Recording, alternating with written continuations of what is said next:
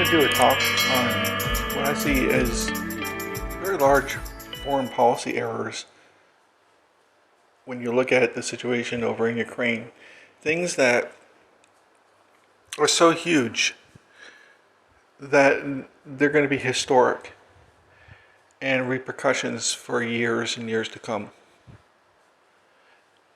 Mostly even escalating to nuclear war levels. Okay, so let's start out with the first policy blunder. Now, a lot of people don't know this, but there was a lead up to Putin's attack. He didn't just wake up one day and say he's going to do this.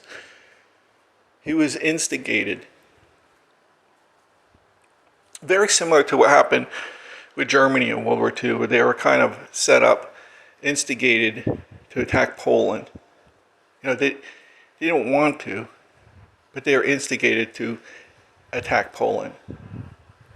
There was a lot of things. If you watch the movie World War II from the German perspective, they kind of go into like what happened in Poland, and it's like a lot of people have no idea because this stuff has been whitewashed from history.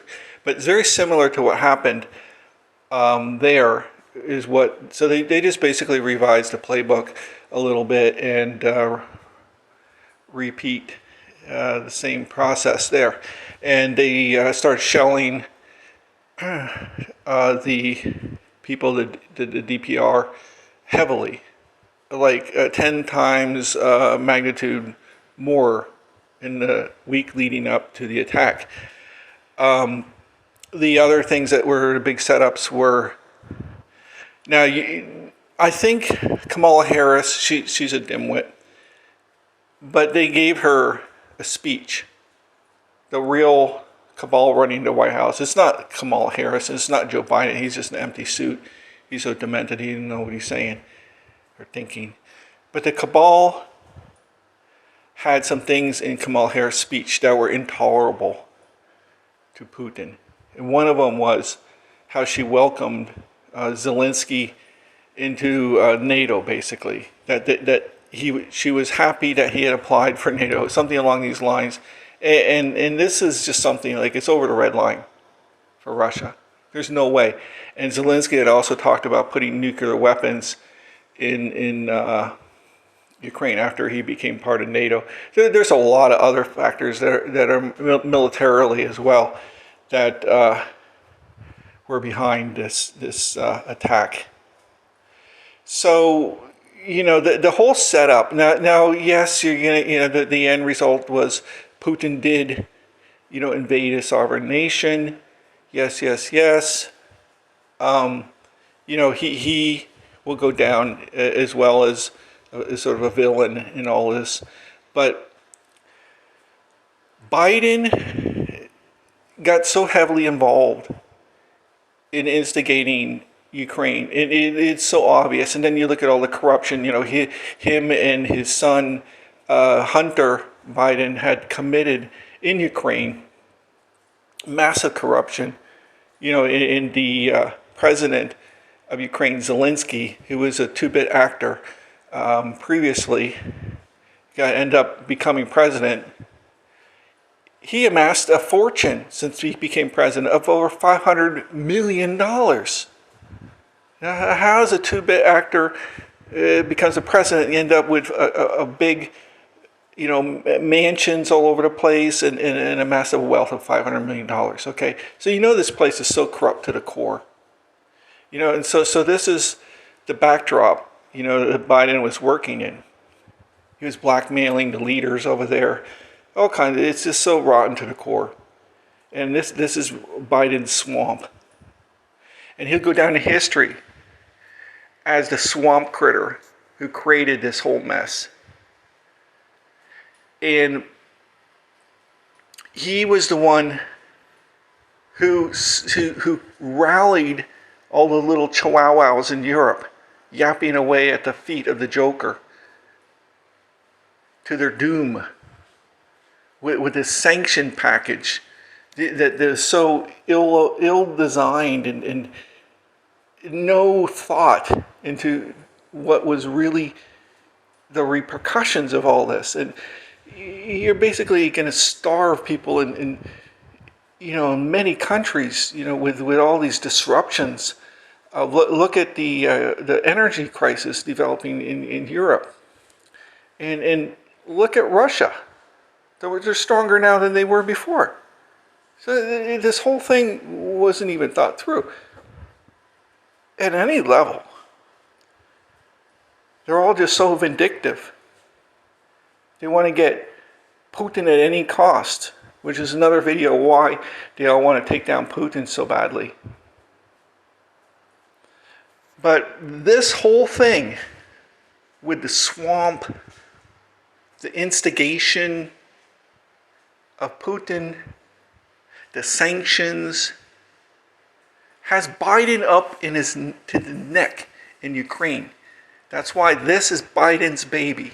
The war in Ukraine is Biden's baby. More than anyone else, more than Zelensky, because Zelensky is a controlled puppet. And Biden personally is not doing any of this. It's the cabal in the backdrop. And I call this cabal the Joker, because it's bent on destruction. The Joker wants to destroy everything, including America. And he wants to see America go in there with a wrecking ball, just destroy everything. Look what's happening in Ukraine. It's being destroyed. All they had to do is basically agree to Putin that they would back off on the NZ stuff and they become a neutral country. And that's it. How hard would that have been to come to a negotiation table and work out some of this stuff? Well, that's what the Russians were wanting. And they had previous deals already. The Minsk Accords. And then years before that, promises of no expansion of NATO. I forgot how many times that's been broken. So, Russia's learned that they can't trust NATO and they can't trust the United States. So, this whole war goes down in history. And this is not a good war. This is not going to end well. And this is why it's going to go down in history as Biden's baby and a massive failure. Okay. Now, when you start looking at other things like the, $40 billion aid package, which is just pure corruption, that's another thing. People are going to look at that, later on and go, what were these people in Congress doing? Are they setting up offshore accounts and stuff? Because all this money is just blanketly going over Ukraine. It's going to end up in NGO accounts. It's going to end up, who's watching this money? It's Rand Paul. Finally, someone pointed out. There's no accountability. And that's what they wanted. The Democrats wanted to send all this money over there to basically abscond it and get it over to slush funds and offshore accounts. That's what this whole thing is about. It's about corruption. This is the swamp. Ukraine is the deepest, thickest, murkiest swamp that you can ever imagine. And Biden is the lead swamp critter. Okay? So this is what people are going to look at as, this was a failure. How did this happen? What is going on over there? Foreign policy disaster. And they just keep on stacking up. One of the next biggest policy failures I see is that this whole thing with the sanctions and the blame game forced China and Russia together. For one of the first times in decades, the Chinese and Russia are friends. And my guess is this is going to develop into a very powerful friendship. It's a synergistic friendship. Russia's got everything China wants. And China needs all these energy resources and minerals. Aluminum. Uranium. oil, gas, it goes on and on, titanium. All these things are plentiful in Russia. This is the match in heaven. They've been forced together. The unipolar world that the United States thought that they had is confirmed not to exist now. So this is an immense failure of one of the highest magnitudes. And in the future, years and years to come, they will look back on that moment when the Biden administration was poking Russia on one end with a stick in the eye, and at the other side they were poking China, the same blame game and threatening sanctions, pushing them two together with all kinds of accusations. China said, that's it. And you can see China has made the commitment. I think before they were always like trying to, keep an open door with the United States. Oh, maybe, they'll change. Maybe they'll be friendly to us and we can work things and get back to, where they're kind of more friendly, nation relationship. That ain't going to happen. And China's seeing that now. That's over. They're closing the door. And they're going to unload all these United States treasuries, and they're going to try to whittle down, all these, foreign currency, reserves that they hold, because they don't want to be caught in the same situation that Russia was, with inconceivable seizure of $350 billion of Russia's foreign currency reserves were seized. That's another criminal act that has never been done in history. So that's I would say the second huge policy failure. Now keep in mind, within each one of these, there's little mini policy failures that you could look at, as well. How I think one of the mini ones in here that's important to point out is how the United States is running the military operation in Ukraine. There's special forces in there training. There's NATO commanders in there. In Azovstal, there's supposedly a group of NATO commanders. They're running things. The whole attack on Snake Island, that was run by NATO. The complete failure, disaster. So when are the Ukrainian military going to wake up and say they are destroying us faster than the Russians are? And supposedly the word was that the foreign mercenaries, I think they were American, were involved with rigging that potassium nitrate factory to explode. Rail cars full of combustible chemicals and warehouses packed with TNT and potassium nitrate would have leveled the whole city. Ukrainians, civilians, dead, thousands. These are the people who are running Ukraine's military, the Americans and other NATO commanders. So this meddling in their affairs, because the disaster here is that they're not doing anything for the benefit of Ukraine. They're trying to do little PR victories and so on. All these things are failing. They're just wasting troops, wasting helicopters. So supposedly they lost about 8 helicopters on the Snake Island attack. That's probably about all they had. Several, I think 4 jet fighters, and dozens and dozens of their top commandos or Marines dead. Amphibious vehicles destroyed. UAVs, supposedly 30 UAVs were destroyed. So I'm just giving you a little perspective on how damaging this NATO involvement is, meddling in the Ukraine affairs. Okay, and the damage is that the Ukrainian military, rank and file officers and troops, are seeing this, and they're going, what is going on? Who's running this? Who's doing this? Who's destroying us? So their morale is going to tank everywhere, because this is not just Snake Island. This is all over the place. Like rigging that factory and stuff. One of the Ukrainians that was taken prisoner was like astounded that this is what happened, that they were doing this, the remote control to blow up this whole plant.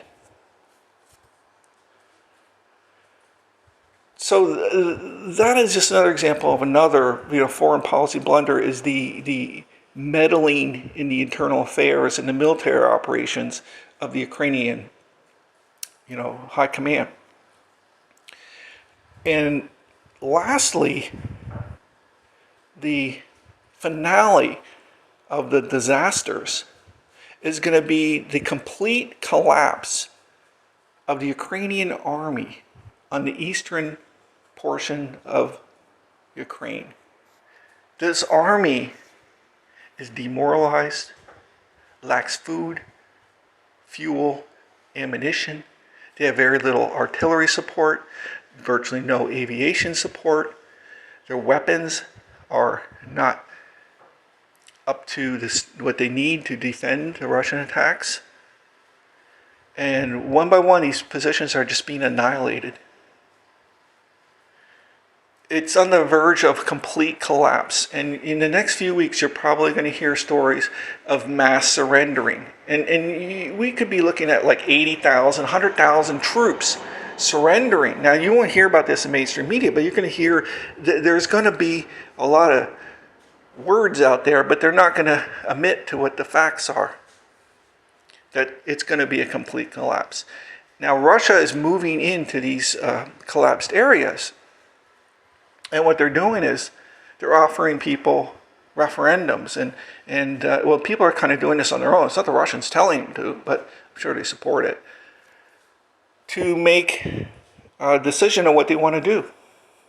And most of these places, like Kherson's one already, is going to do a referendum whether to become independent or part of Russia or whatever. All these areas are going to end up with doing the same thing. They're going to be like DPR states. So this is going to happen. Russia's going to move all the way up to Donetsk. The Dnieper River. And this is going to be where they are going to say, we're good. All these places are going to end up being independent little states or part of Russia. That leaves Western Ukraine. Now, what's going to happen over in Western Ukraine is, as the Russians are moving in pretty quickly up to the Dnieper, NATO's going to panic. Now, keep in mind, Poland already has claims on Western Ukraine. They have a lot of ethnic Polish there, and they feel that there's some legitimate claims to this territory. They want to annex it.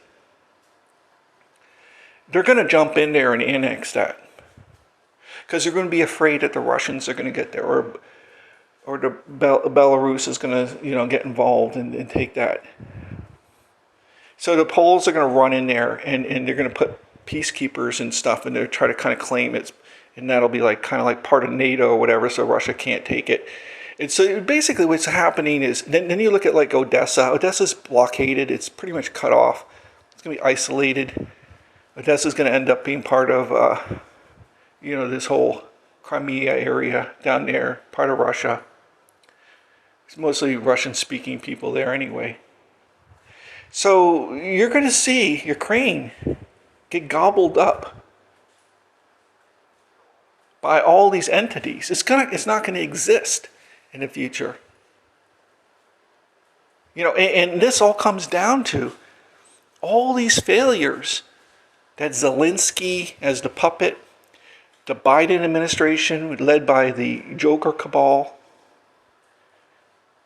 they have completely destroyed Ukraine, destroyed the entire country. Most of these cities in eastern Ukraine are just demolished. It's a complete war zone. The Ukrainians are just hiding in factories and houses and schools and forcing the Russians to blow them up. So there's not going to be anything left. So thanks to the Biden administration, that Ukraine will be completely destroyed. Maybe hundreds of thousands of people wounded, dead. Millions have already been relocated, fled as migrants to other immigrants to other countries now. Probably will never come back. So Ukraine is, for all practical purposes, just a destroyed country, and it's going to be all divided up and taken over. So this is going to be the final outcome of Biden's baby. So you see how this swamp and the whole involvement and all this corruption, and that's going to become even more obvious over time. But the Biden's baby ends up being vaporized at the end, where there's nothing left. So think of that, how immense that failure is, to completely destroy a country.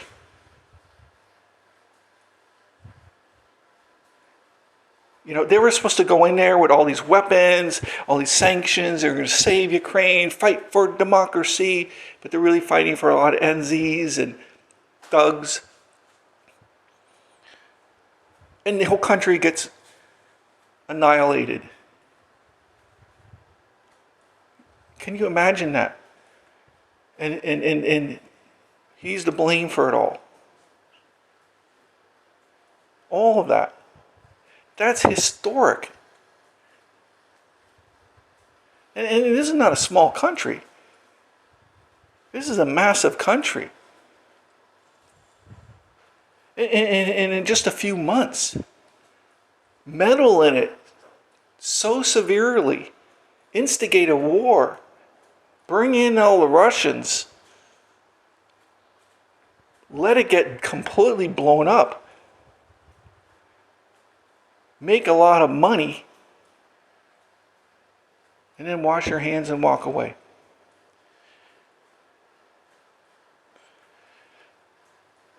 So I felt I had to share some of these thoughts. I see what's happening over there, and I just think this is unbelievable.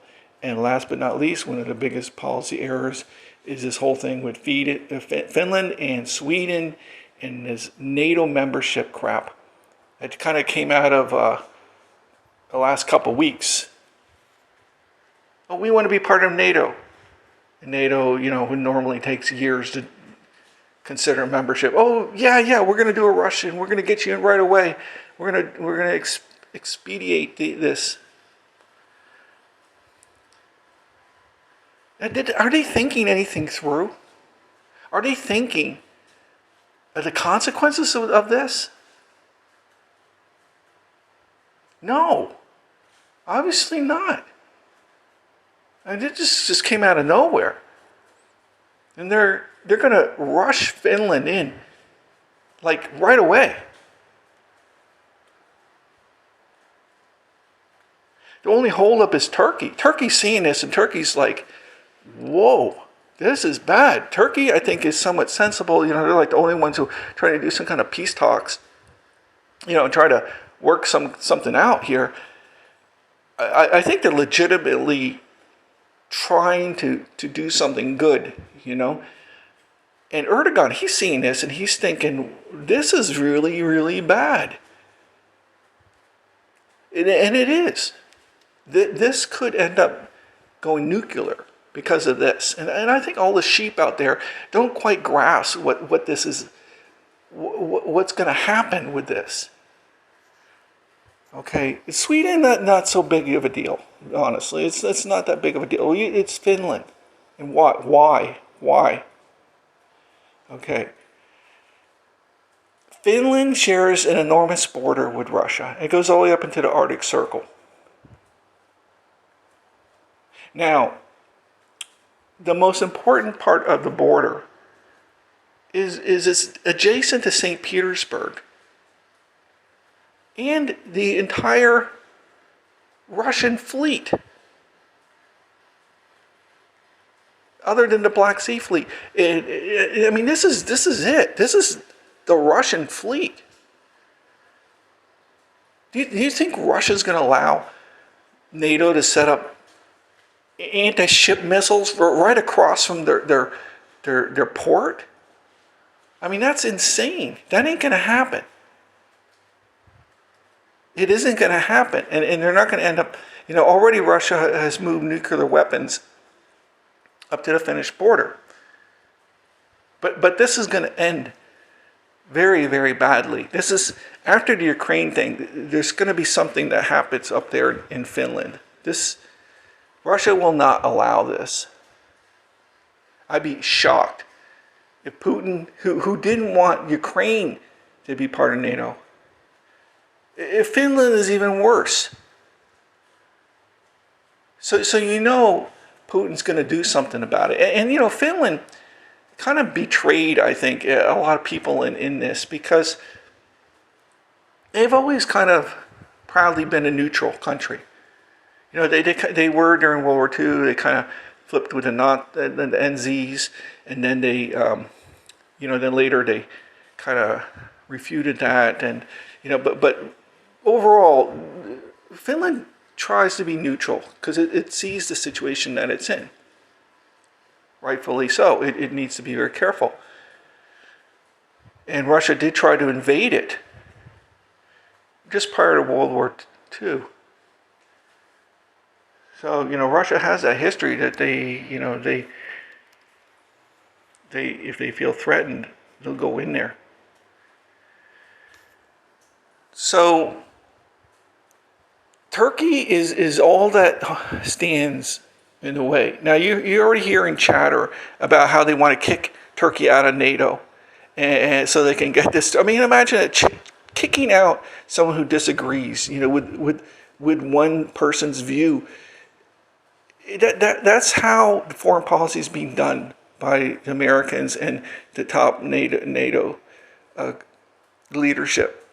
If they don't think you fit, they just make up rules as they go, and then get rid of you. And get rid of you as a leader, or they get rid of you as the country. I mean, look at Libya, okay, and the war in the Balkans. If you don't comply, you're going to get it. So Turkey, it may face getting kicked out. There was an op-ed in one of the major newspapers in the United States by this David Adelman, I think is how you say his name. He's in the J Club. And he wants to get rid of Turkey just so the United States can get its way. They want to rush its membership through.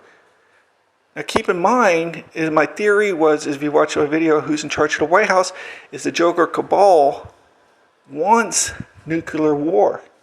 As crazy as it sounds, all the signs point to escalatory behaviors.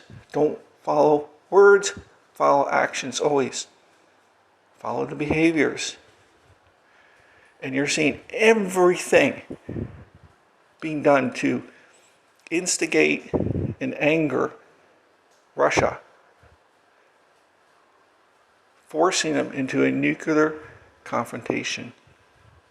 Guess who wins that one? So this is a huge, huge policy failure that goes on after the Ukraine war. That's going to be the next battle, already set up ahead of time by poor or blundering foreign policy decision. Like I said, done by design, though. So this is one of the biggest policy errors, in my opinion. And if they do kick out Turkey, look at the repercussions of that. They're not even thinking anything through. If they kick out Turkey, this is massive. Look how this changes everything in the Middle East. If they kick out Turkey, Turkey's just going to flip. That alone makes the whole Ukrainian war seem like nothing. Turkey is probably the most important NATO country in recent decades. Going all the way back to the Cuban Missile Crisis. It was removing the missiles from Turkey that brought the Russians to remove the missiles from Cuba. So, those are my thoughts on why these actions, these policy blunders, have ramifications